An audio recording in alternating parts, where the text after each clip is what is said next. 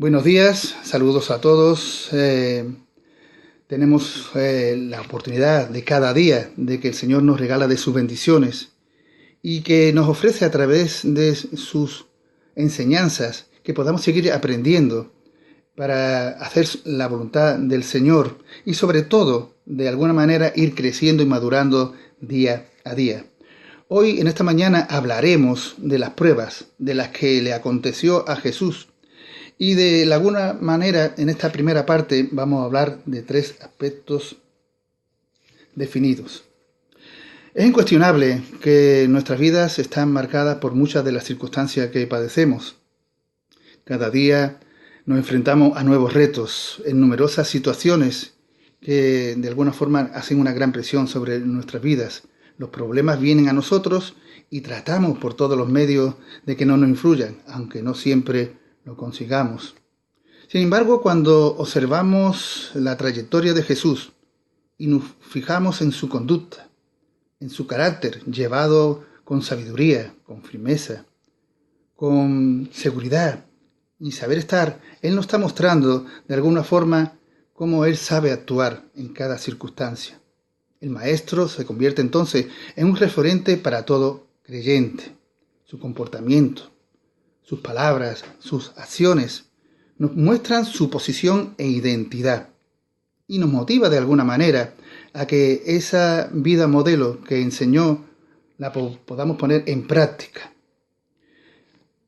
Sobre todo lo importante que es lo que Jesús transmitió e hizo prácticamente toda su vida: ser obediente, ser amoroso, apasionado, fiel, justo y también misericordioso. De eso dejó bien constancia. Una vida totalmente diferente a la perspectiva humana, llena de odios, de rencores, de sed de venganza. También, de alguna manera, de esos despropósitos le mantienen alejados, separados, divididos, sin miramiento, sin querer aceptarse mutuamente, sin buscar lo bueno, como es la reconciliación y la unidad. Así que durante el tiempo que Jesús transitó por este mundo, a través de su ministerio, dado también por su enseñanza, se enfocó en la compasión y la solidaridad, con amor y con humildad en ese compromiso incondicional. Sin embargo, como todos nosotros, Jesús también padeció las pruebas en todas las áreas y sometido a debilidad. Comprobaremos, como he dicho anteriormente, tres de esos estados en la cual él se vio inmerso, como fue tentado, perseguido y amenazado. Jesús siempre fue transparente en sus declaraciones, fue justo en sus precisiones y fue fiel a sus principios. Sacaremos poderosas conclusiones. Cuando fue tentado, la Escritura nos ofrece un escenario, el desierto, y también un encuentro, Satanás con Jesús. Condicionantes que había es que después de 40 días y 40 noches, Jesús tuvo hambre, estaba cansado, estaba debilitado, agotado, el límite del cuerpo, en una situación extrema. En verdad, el tentador supo escoger bien el momento para tentar a Jesús, para ponerlo a prueba, al límite, con tres desafíos, a los que llamamos tentaciones. La primera tentación que podemos ver vino acompañado de su condición, hijos de Dios, con el propósito de seducir la lealtad de Jesús hacia su Padre. Pero la contestación de Jesús no se hizo esperar. A través de la palabra lo podemos ver en Deuteronomio capítulo 8, versículo 3, que pone de manifiesto la actitud, la prioridad y la dependencia de Dios, que nos sustenta, que nos guarda, que nos protege en situaciones contrarias. Por ejemplo, el hambre, en esa superación con maná. Y lo podemos ver en Éxodo capítulo 16, versículo 31, en el que se nos dice que el maná era una especie de semilla de culándaro de color blanco y su sabor era delicioso. Esta tentación de la que estamos hablando sigue un patrón, que es los deseos de la carne y toda clase de deseos físicos. Pero la palabra de Dios en 2 Corintios, en el capítulo 7 y versículo 1, nos exhorta a limpiarnos de toda contaminación de la carne. La segunda tentación, el enemigo puso a prueba a Jesús para que mostrase su poder, basado en el Salmo 91, versículos del 11 al 12, una propuesta que fue rechazada por Jesús al responderle con la palabra que se pone en Deuteronomio capítulo 6, versículo 16, en el cual no quiso él aprovecharse de sus poderes. El patrón que se habla en esta segunda tentación es el orgullo de la vida, señales que los fariseos le pidieron para que ellos se convenzan y crean, como se ven en San Marcos capítulo 8, versículo del 11 al 13, igual estando en el suplicio de la crucifixión. Bajar de la cruz para creer era la demanda de los principales sacerdotes que allí estaban mirando, sus opositores y los que por allí pasaban. Un mundo, el de hoy, en el que la actualidad en que se vive, expectante ante la mirada de que existan milagros para creer. Pero los que vivimos en Cristo Jesús, ya no requerimos de milagros y pruebas, porque nosotros ya formamos parte de ello. Milagros vivos para Dios. La tercera tentación, la que se nos habla, el diablo estaba dispuesto a cederle a Jesús todo lo que tenía, a cambio de su lealtad hacia él. Pero Jesús mostró su fidelidad a través de la palabra en Deuteronomio capítulo 6, versículo 13. En verdad hay muchas tentaciones que nos pueden hacer caer y separar del Señor. Una de ellas es la vanidad, o sea, el tener un alto concepto de sí mismo sobre los propios méritos. Es un afán exceso de ser admirado, vinculado a la arrogancia, autosuficiencia, depender de sí mismo y no requerir ayuda, que es el producto de la compensación que ocurre en el ego, en el yo, para tener una autoestima inflada basada en la autoimagen.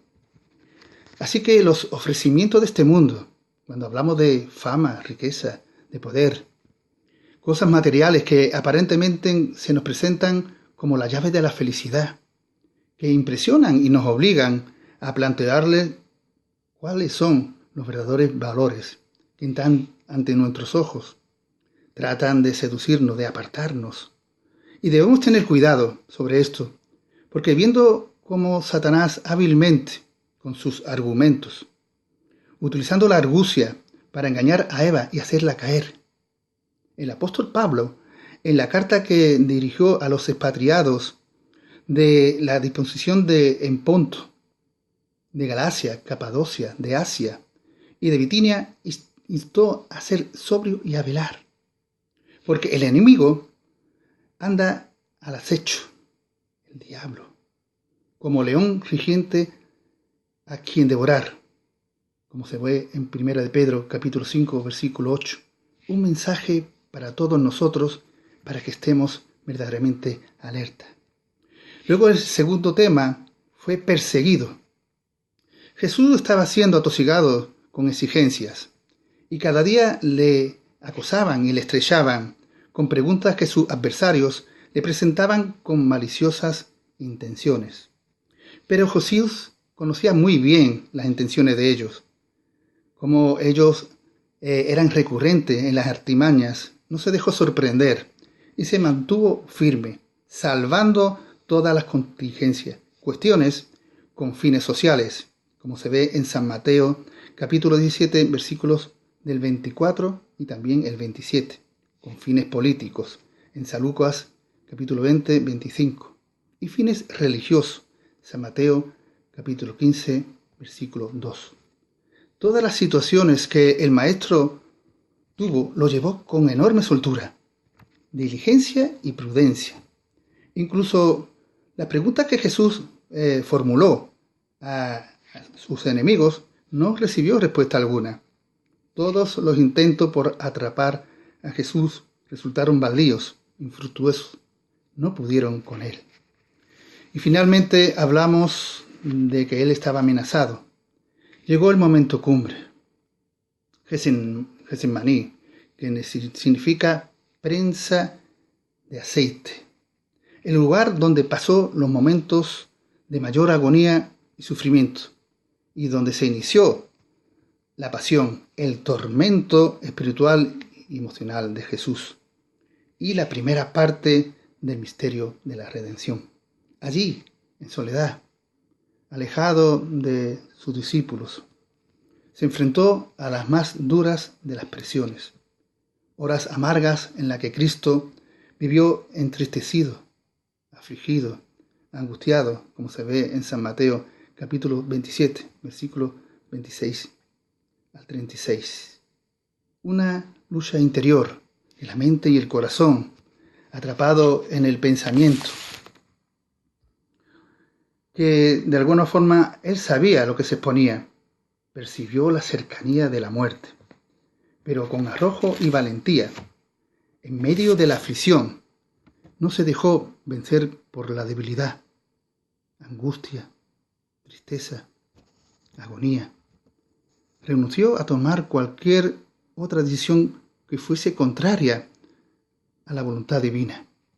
Se encomendó al Padre y accedió a aceptar su cometido, siendo obediente en ese desafío.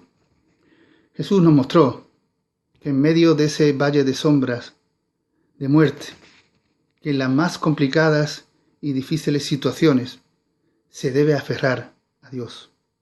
La oración ferviente que hizo allí a solas con el Padre nos enseña a dedicar toda nuestra atención, preparación y concentración para enfrentarnos a las durezas de las pruebas, aislando todo lo que nos rodea a nuestro alrededor con el firme convencimiento de que Dios oye nuestras oraciones y nos alienta, que nos consuela y renueva nuestras fuerzas diariamente. Jesús nos deja palabras de aliento, de confianza y de paz. Y lo vamos a ver en San Juan, capítulo 16, versículo 33. Estas cosas os he hablado para que en mí tengáis paz. En el mundo tendréis aflicción, pero confiad, yo he vencido al mundo. La victoria está en Cristo. Solo tienes que creer que aunque pases por momentos verdaderamente de dificultad, que atravieses por esos valles de sombras, el Señor te ayudará.